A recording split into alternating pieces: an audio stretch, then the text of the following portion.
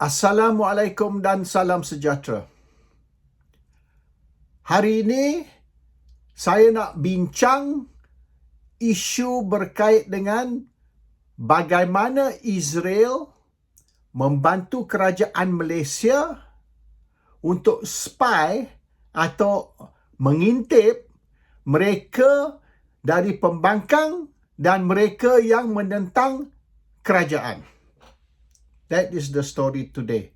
How Israel is helping the government to spy on dissidents, anti-government activists, and the opposition leaders. Terlebih dahulu, saya akan baca laporan yang telah dibentang di Parlimen Israel. Ini laporan ni panjang. Tapi saya akan ambil dua paragraf yang untuk kita bincang yang lebih relevan kepada isu. The Malaysian government signed a deal to acquire a system that allowed it to gather information and analyze data on civilian activity. According to court documents, ini dokumen yang telah dibentang di mahkamah, dan yang dibentang di Parlimen. According to court documents, the system was meant to be used by the special branch to spy on political activities and opposition people. The company that developed and supplied the system to the Malaysian government was Senpai Technologies Limited, an Israeli cyber security company.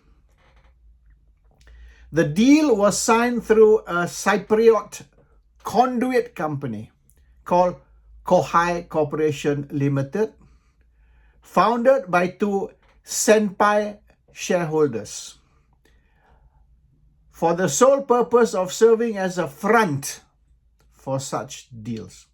Senpai's flag product was Rogue Eye, a system that collects information on people from openly available online sources such as social network and cross-references and analyze it to produce intelligence reports for secret services, police force, militaries, and other entities. Jadi bermaknanya, implikasi report ni, Israel jual sistem ni kepada kerajaan Malaysia. Tapi kerana Israel tak boleh jual direct, mereka jual melalui conduit company. Dan mereka buat 2-3 lapis. Maknanya company Israel jual pada company nombor 2, company nombor 2 jual pada company nombor 3, company nombor 3 jual kepada Malaysia. Jadi tak boleh nak track, tak boleh nak kesan yang barang ni datang dari Israel atau sistem ni datang dari Israel. Sebab terlebih dahulu Israel jual kepada Cyprus jual kepada company lain, dan company lain tu jual kepada kerajaan Malaysia. So there's no Israeli link lah. Dan sistem ni ialah khas untuk nak mengintip spy rakyat Malaysia, dissident yang menentang kerajaan, political activist dan sebagainya. Dan mereka boleh collect data dari merata tempat termasuk social network. Bermaknanya kita punya mobile phone, kita punya Facebook, kita punya Twitter, kita punya YouTube, kita punya TikTok dan macam-macam lagi. Bermaknanya diorang akan pungut semua data ni, analyze data ni supaya dia tahu orang ni menyokong siapa, orang ni menyokong siapa. Dan besok saya akan cerita tentang sistem ni, what they have discovered. To tomorrow punya story lah. So, bermaknanya kerajaan Malaysia sudah lama buat bisnes dengan Israel. Khas di dalam bidang intelligence. Sebab Israel punya intelligence ni is supposed to be very good. Dan Singapore juga bekerja dengan Israel. Israel punya intelligence, Israel punya military dah lama dah bekerja dengan Singapore, in fact. And dia kata Israel juga melatih tentera Singapore. They also train the Singapore Armed Forces, bukan saja ni intelligence tapi military. Pasal tu mereka kata kalau berlaku peperangan di antara Malaysia dengan Singapura, Singapura akan menang. Walaupun Singapura kecil. Ini yang military punya orang cerita lah. So, perhubungan di antara Malaysia dengan Israel sudah lama. Cuma kita tak tahu. Dan perhubungan tu di-disguise. Dia disguise tu supaya, so a few layers lah. So, bila you nak track balik, you tak boleh link Malaysia ke Israel. Because it is a multi-layer deal. Bila multi-layer deal ni, Israel jual ke nombor 1 jual ke nombor 2 jual ke nombor 3 dan akhirnya baru jual ke Malaysia. So you cannot see the link between Malaysia and Singapore. Ini yang telah didedah dalam mahkamah according to court documents dan yang telah dilapor atau bentang di Parlimen Israel. This is on public record. Ini bukan rahsia. Saya tidak dedah intelligence rahsia. No. Saya dedah ni apa yang telah didedah di mahkamah dan apa yang telah dibentang di Parlimen Israel. Tapi sistem ni yang dibeli dari Israel ni khas untuk mengintip mereka yang tak sokong kerajaan. Baik politik ke, orang politik ke, NGO ke, orang politik ke, aktivis, tak kisahlah. As long as you menentang kerajaan, tak sokong kerajaan, maka you akan duduk dalam senarai mereka mengintip semua aktiviti you. So bermaknanya all your personal issues mereka tahu. Misalnya lah, kalau you ada terlibat dengan jambu lah misalnya, atau you melakukan sesuatu kesalahan yang boleh dianggap sebagai jenayah, ataupun kesalahan yang dianggap sebagai moral, bukan legal. Ini bukan legal issue, hanya moral issue. Maknanya you tidur dengan bini orang misalnya, ya, ataupun bini you tidur dengan orang. Ini semua mereka boleh tahu, mereka boleh mengintip dan mereka boleh guna untuk blackmail you. So sekarang ni kita sudah ada information bahawasanya ini atau itu telah berlaku. Tapi kita tidak akan dedahkan rahsianya, kita tidak akan tangkap awak, kita tidak akan mendedahkan bahawasanya awak ni ada seks dengan jambu ke, bini awak ni tidur dengan dreba ke. Kita tidak dedah dengan syarat. So kita tengoklah sebab apa kadang-kadang orang yang sepatut sokong pembangkang suddenly dia sokong kerajaan. They got no choice. Sebab kalau dia kekal nak sokong ni pembangkang, they will be in trouble. Tengok macam Syed Saddiq punya kes ni. Kita bincang selepas ni. Kes Syed Saddiq. So, Malaysians, be aware. Big Brother is watching. Big Brother is watching, hearing dan recording semua yang you bercakap, semua yang you buat. Baik benda you buat bilik tidur ke, dalam jamban ke, semua dia orang monitor. Okay? That's one. And mereka boleh guna ni untuk blackmail you kemudian, untuk nak kenakan you kes jenayah misalnya, ataupun apa sekalipun. Dan yang penting, sistem ni dari Israel. Israel membantu kerajaan Malaysia untuk mengkhianati atau menyaya rakyat mereka sendiri. So sekarang ni kerajaan Malaysia ni menzalimi rakyat dan dibantu oleh Israel. Ini yang penting. This is the point. Kerajaan Malaysia menzalimi rakyat Malaysia dan dibantu oleh Israel. Dan sekiranya ini bukan satu kesalahan, ya. Sebab apa? Mereka perlu dari kerajaan syarikat Israel jual ke syarikat Cypriot, syarikat Cypriot jual ke syarikat satu lagi, syarikat satu lagi ini transfer ke syarikat satu lagi. Akhirnya baru sampai ke Malaysia. They cover their tracks. Tapi benda ni sudah keluar di dalam mahkamah dan sudah dibentang di Parlimen Israel. Cuma rakyat Malaysia tak tahulah benda ni. Mungkin 1% saja tahu. So hari ni saya nak dedahkan jenayah kerajaan Malaysia berpakat dengan Israel. Okay, second point. Isu Syed Saddiq. Pada tahun 2000, Mahfuz Omar PAS, ya. Sekarang is amanah. Arwah Salihuddin Ayub dan Jalaluddin Abdul Manan. Tiga pemimpin PAS. Mahfuz Omar, Salahuddin Ayub, Jalaluddin Abdul Manan. Pada tahun 2000, 23 tahun dulu, mereka tiga orang dipenjara 6 bulan di Kajang. Mereka dipenjara oleh kerana menentang kriket tim Israel datang ke Malaysia. Tahun 2000, kriket tim kriket Israel sepatut datang ke Malaysia, main di Malaysia lawan kriket tim Malaysia. Oleh kerana Israel tidak ada perhubungan diplomatik dengan Malaysia, maka PAS menentang. How can you invite the Israeli cricket team datang ke Malaysia untuk main kriket di tanah Malaysia? So PAS menentang. Bila PAS menentang tu, Mahfuz Omar, Salihuddin Ayub, Jalaluddin Abdul Manan dan seorang lagi ditangkap, didapati bersalah dan hantar ke Kajang. 3 orang hantar Kajang. Yang seorang lagi itu dia plead guilty sebab dia sakit jantung. So dia orang worried lah yang orang yang keempat tu kalau dia hantar ke penjara Kajang mungkin dia sakit jantung. So 3 orang ni kena.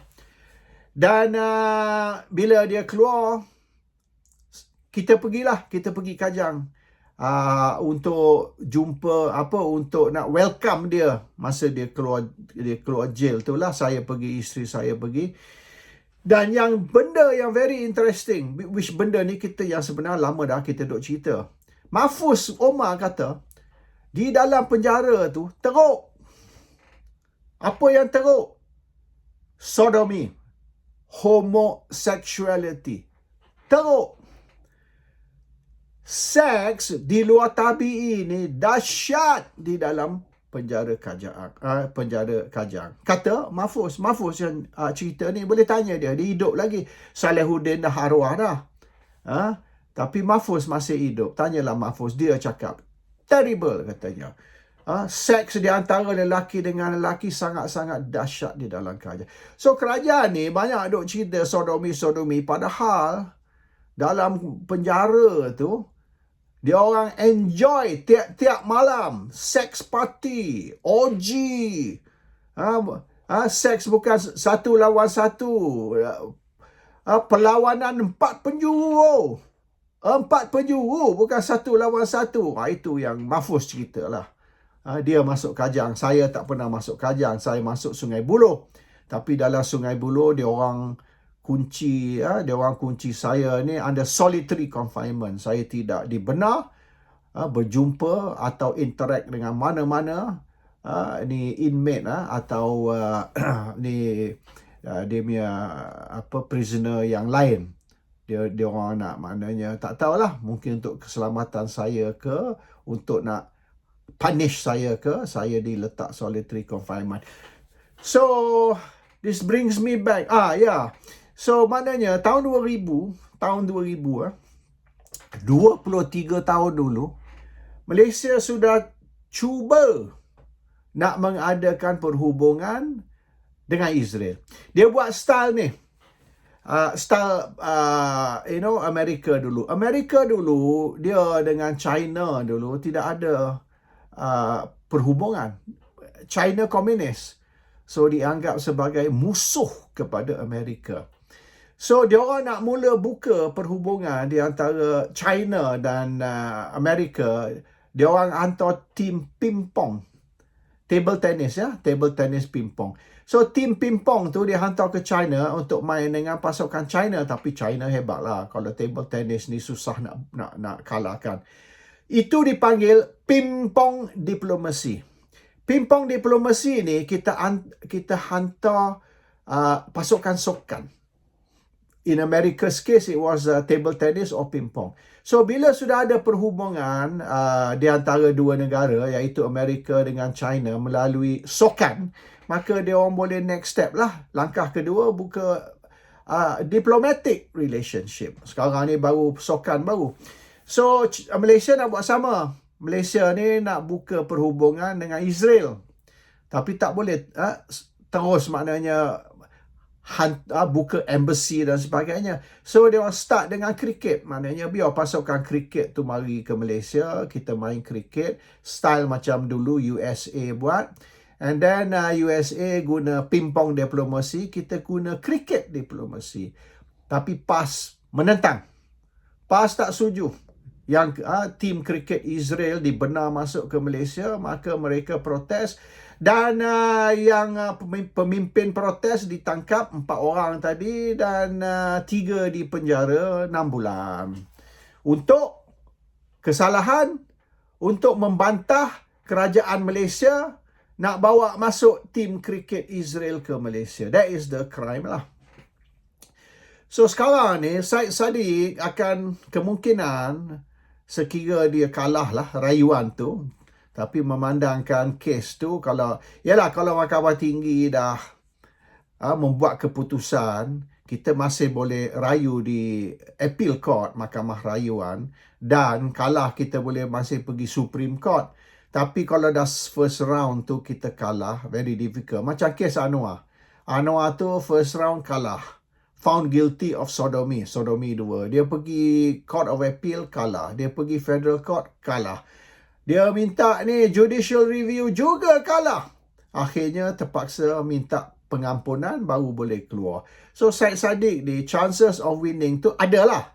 Saya tak kata 100% dia akan kalah. Tapi chances of losing higher than chances of winning. Maknanya kemungkinan kalah tu lebih tinggi dari kemungkinan menang. So, kalaulah akhirnya Syed Saddiq ke all the appeal ke Federal Court kalah, dia masuk ke Kajang. Dan dia masuk lama, bukan 6 bulan macam Mahfuz apa kan. Dia akan masuk maknanya bertahun. So, habis-habis sikit dia mungkin boleh keluar dalam masa, tak tahulah, 5 ke 6 tahun after ni diskaun dan sebagainya. Maka kena berjagalah. Sebab tak boleh nafi, Syed Saddiq ni memanglah jambu kan. Hei, tak usah kata jambu. Orang yang muka pecah pintu, kita panggil muka pecah pintu pun tak selamat. Sebab bukan dia kira muka, dia kira, tahulah apa yang dia kira kan. They don't care about the face. They are more interested in the base.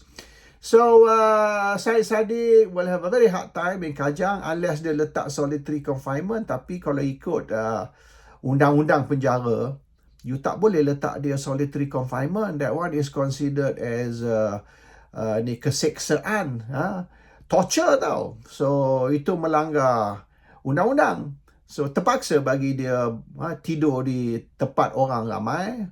And I pity lah Syed Saddiq. You are not going to survive di dalam penjara. Unless you suka benda tu lah. Itu je lah. Unless you love